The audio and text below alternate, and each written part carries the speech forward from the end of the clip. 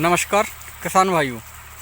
उन्नत खेती चैनल समय समय पर आपको उपयोगी तकनीकी और नई नई जानकारी देने की कोशिश करता है।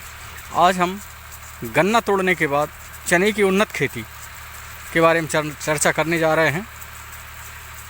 तो जिन किसान भाइयों के खेत खाली हो गए हैं, गन्ना जिनका तीसरी साल का था टूट गया है, उन लोगों को अपने खेत की तैयारी कर लेनी चाहिए और समय समय पे तकनीकी में बदलाव होता रहता है। पहले 15 दिसंबर के बाद बोनी नहीं की जाती थी, लेट माना जाता था या पछेती बोनी बोलते थे। आज के समय में 15 दिसंबर के बाद भी हम चने की बोनी करते हैं। कुछ मजबूरी का है और उसके कुछ फ़ायदे भी हैं। यदि हम लेट बोनी करते किसान भाइयों, तो जनवरी में लगने वाला तुषार हमारी फसल को डैमेज नहीं कर पाता है और अच्छा उत्पादन मिल जाता है। तो हमने अपने हिसाब से इसमें नया समय निर्धारण किया है कि यदि हम 25 अक्टूबर से 15 नवंबर तक बोनी करते हैं तो ये अगेती बोनी मानेंगे हम गन्ना तोड़ने के बाद। और 15 नवंबर से 15 दिसंबर तक समय पे बोनी मानेंगे और 15 दिसंबर से लेके 5 जनवरी तक पिछेती बोनी मानेंगे।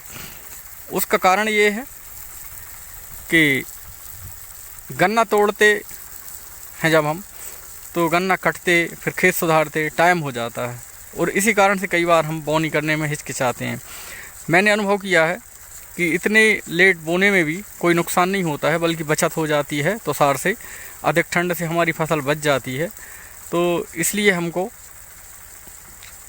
जो समय अभी चल रहा है, बिल्कुल खेत को सुधार के और अच्छे उन्नत किस्म के बीजों का चयन करें। जैसे JG12 है, JG14, JG16, JG63, हरियाणा 96, इस टाइप से जो नए नए बीज हैं उनका चयन करके और अभी बोनी कर दें हम चने की।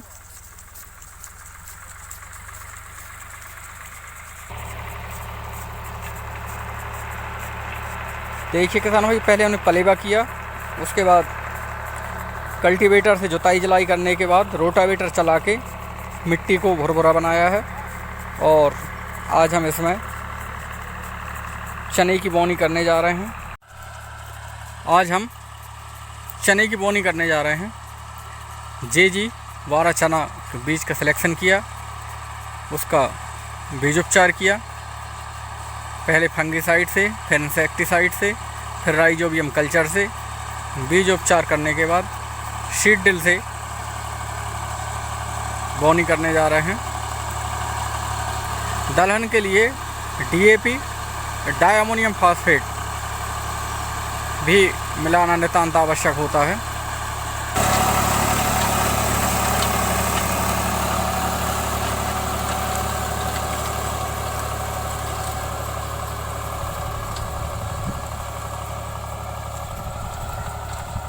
उर्वरक के रूप में हमने DAP या डायमोनियम फास्फेट मिलाया हुआ है।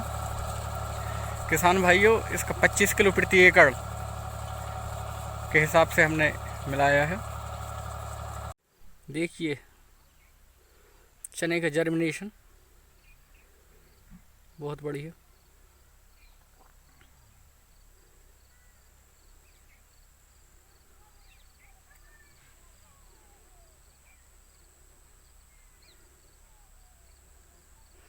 ये हमने 20 फीट की दूरी पे सरसों, जैसा कि इस वर्ष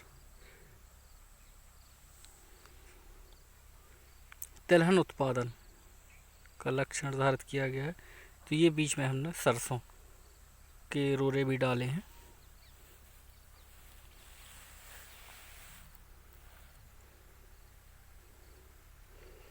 इससे फ़ायदा ये होता है किसान भाइयों कि जब हम दवाई डालते हैं तो हराइयाँ गड़ाना पड़ती, बुनाई गड़ानी पड़ेंगी, और साथ ही इस पे चिड़िया बैठेगी तो चने की इल्ली को भी खाने का काम करेगी। ये सरसों इंटरक्रॉप किया है। तो यदि किसान भाई आप देख लें अपने खेत में, यदि सरसों की अधिक मात्रा हो गई है तो उसका बिरलीकरण ज़रूर कर लें। अधिक सरसों नहीं होना चाहिए। इसमें देखते हैं कुछ ज़्यादा ही समझ में आ रही है, इसको अपन आगे जाके अलग करवाना पड़ेगा। कुछ पौधे अलग कर देंगे और निश्चित संख्या में ही कतार में सरसों रहना चाहिए।